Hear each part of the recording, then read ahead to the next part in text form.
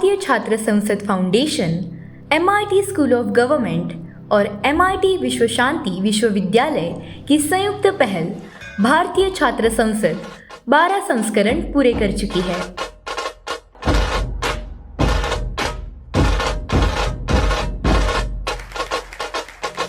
राजनीति में आने से पहले युवाओं को प्रशिक्षित से प्रेरित करने के उद्देश्य से आयोजित इस लोकतंत्र के त्योहार में पूरे देश से आए 12,000 से अधिक छात्र सहभागी हुए। विविध क्षेत्रों के जाने माने हस्तियों ने इस अवसर पर युवाओं का मार्गदर्शन किया।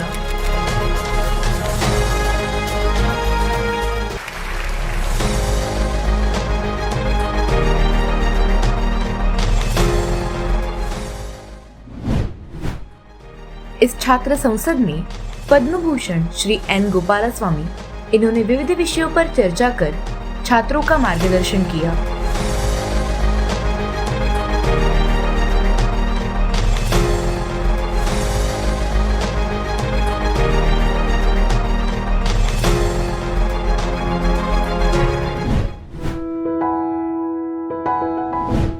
You all heard people who have been in politics for quite some time. Many of them spoke to you before. I was never in politics, but I was always in the other side, in the sense that I worked with the politicians and thereafter I saw them fighting elections. And I learnt a few lessons. Let me share something with you, because many of you are planning to become politicians in your own time, or at least take a lot of interest in politics. A thing which was mentioned here is about India being the biggest of democracy. Yes, it is. But somebody correctly made a statement also that it is the biggest democracy because of the sheer numbers. But is it the best of the democracies? I wonder. We have a country in which we run elections at the point of a gun. Every polling station is covered by arms-wielding policemen. Why? Because we want to ensure that those elements which come with arms and try to disrupt are prevented. For quite some time, in an international fora, I used to be ashamed to say that we conduct elections with a lot of police force, because most advanced and really, those countries which you can say are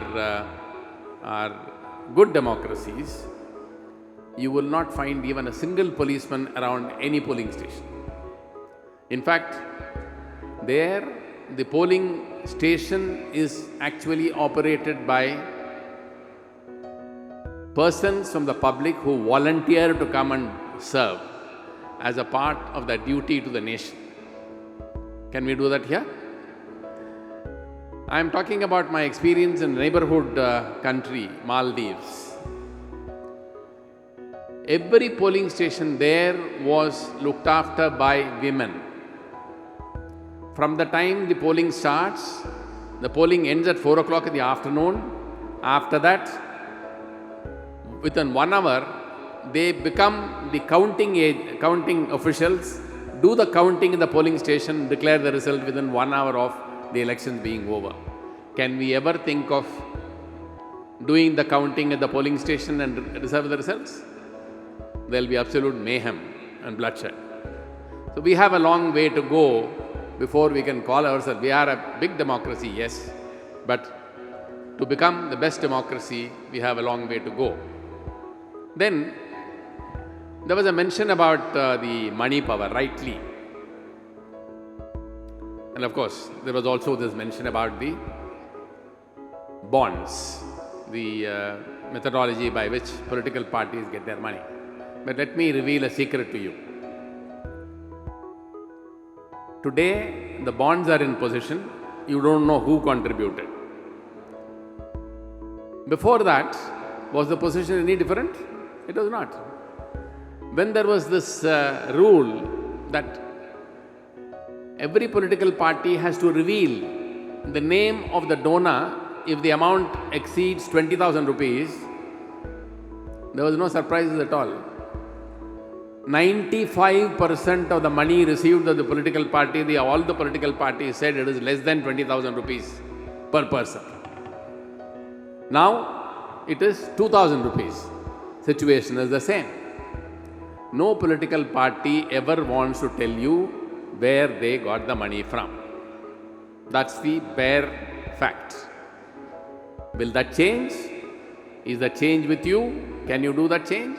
Let's see. Then there is an institution called ADR, Association for Democratic Rights. Every year they put out statistics about our members of the legislatures. According to the last of the statistics, 43% of all legislation members have criminal records against them. Half of them very serious criminal records. When there is a mention of rape in the newspapers, we all get agitated, rightly so. But do you know that almost 20% of the members who are representing you and me have rape, murder, dacoity cases against them? Let's not be deluding ourselves thinking that everything is fine with this country. No, it's not. There is a long way to go and all of us have to. Now, in this context, let's talk about the nexus between the political parties and the business. One thing is certain, business is necessary for the country to progress. You can't progress in life just by envying the person with money. Envy, yes, but try and strive and do better. That should be our slogan, because if we try to merely envy, then it will end up in policies distributing poverty, not plenty. Not distributing wealth, but distributing poverty. So let's not merely envy them. Let's try and see whether we can do better and with more transparency. But one thing is absolutely certain. Any government in a democracy which becomes very close, whichever the party is in power, becomes too close to the business, is actually a danger to this country in the long run.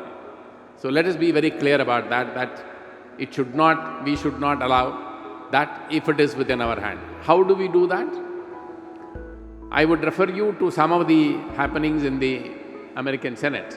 See the kind of questioning which the Senate hearings take place. When the Senate hearings take place, how the questioning of the representatives of the industry. Now, we should be aware, we should be closely monitoring them and ensure that none of them becomes bigger than the country. So that is the way we should go. Not merely envy them and start wondering how to cut them down to size. Cut them down to size if they exceed their mandate. Cut them down to size if they become a threat to the country. But merely for the sake of your policy, merely for the sake of your ism, don't try and meddle with business, because then we paid for that in the first 30-40 years. We had the license quota permit Raj, which actually ensured that the entrepreneurship and the skills of our people were not recognized at all, and that meant that in the economic progress we were far behind. Not even when China quietly abandoned its communism and went the capitalist way, we did not wake up. We did not wake up at all. And as the joke goes, the last of the communists will be found in India, not in China or not in Russia. So let's be very clear about where to go. Most of us are, at least, barring those who are speakers who spoke here, the others are all past the age, those who do not count, me included. We are not going to make any changes into this country's future, but the future lies with you. Therefore, resolve that you will make this country not merely the biggest democracy, but the best of the democracies. And I wish you all the very best in that endeavor.